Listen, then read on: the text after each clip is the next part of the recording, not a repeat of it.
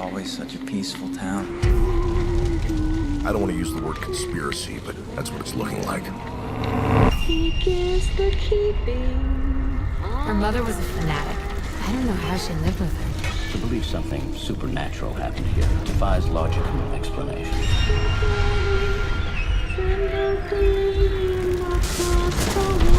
There's one thing no one seems to understand. She wasn't some monster.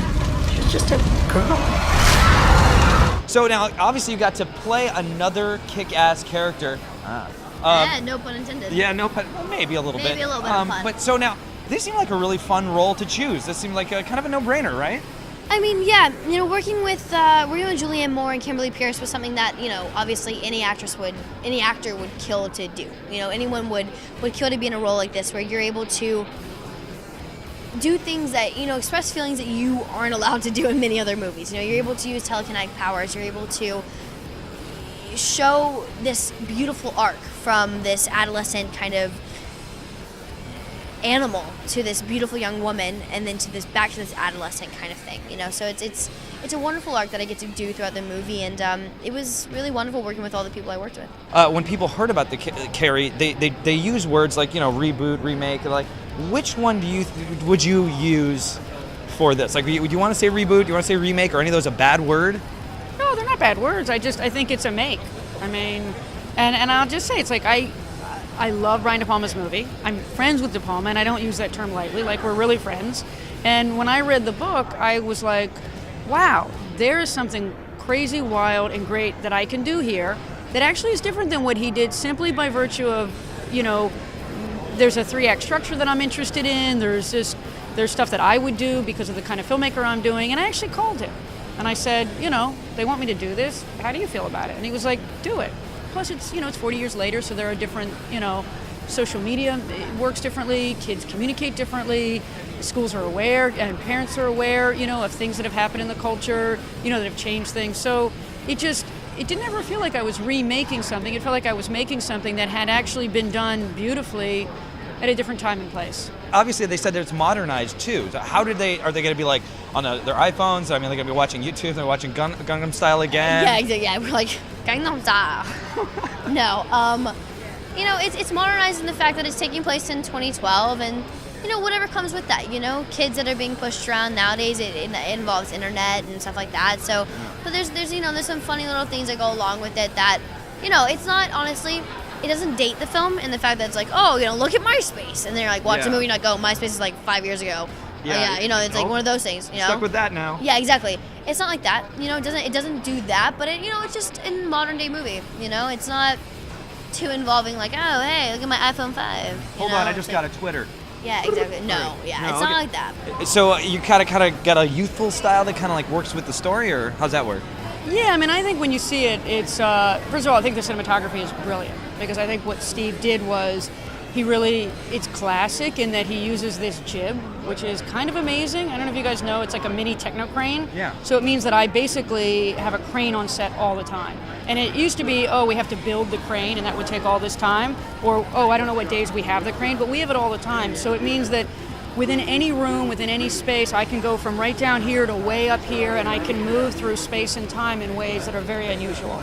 And I think that's important for a modern feel, but also like an incredibly elegant and beautiful feel, and also for tension and suspense. So it's like, look, you can always cut, right? But there's something about a cut that relieves the tension. But if you can manage to create an amazing camera move, right, that goes through the entire scene and connects the characters, something magic happens. So it sounds like it's like a really a lot of fluidity to the film. Is that about right? I think so. But then also your classic, you know, you got to be low looking up when you've got someone with a knife coming down after you. Dripping on your face. You got to be scared, and you got to be high looking down when someone's bearing down on you. So also, I try to employ, you know, when I could, really extreme, you know, it's also Carrie's got things that happen with her powers in her eyes.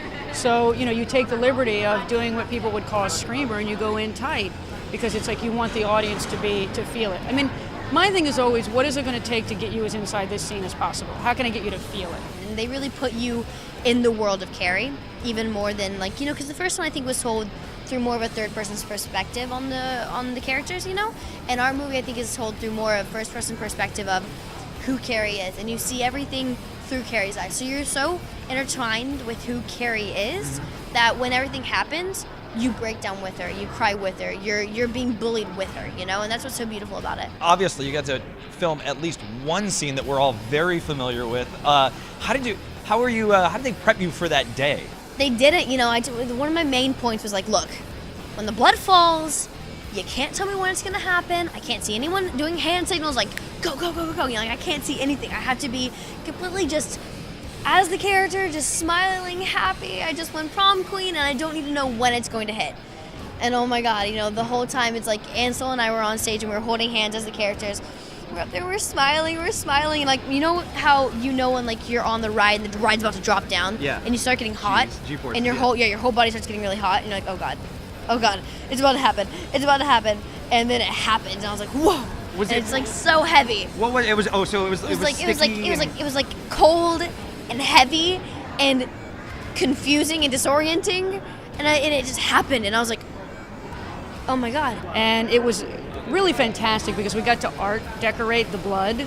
So blood's a big thing in this movie. So we have a whole stage, and I'm in there designing, you know, using my hands where the blood fell and how how it hit a certain person and how that person is laying there, and it's like, how beautiful can death be?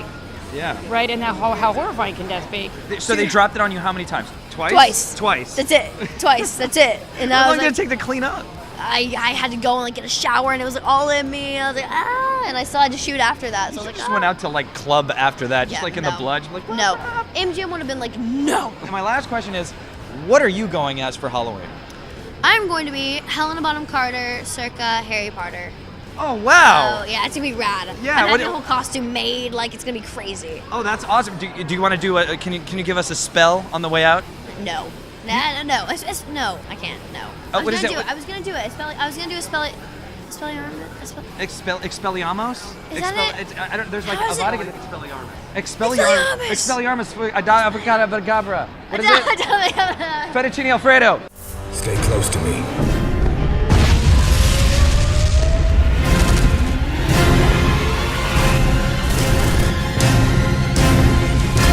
I'm your best chance for survival.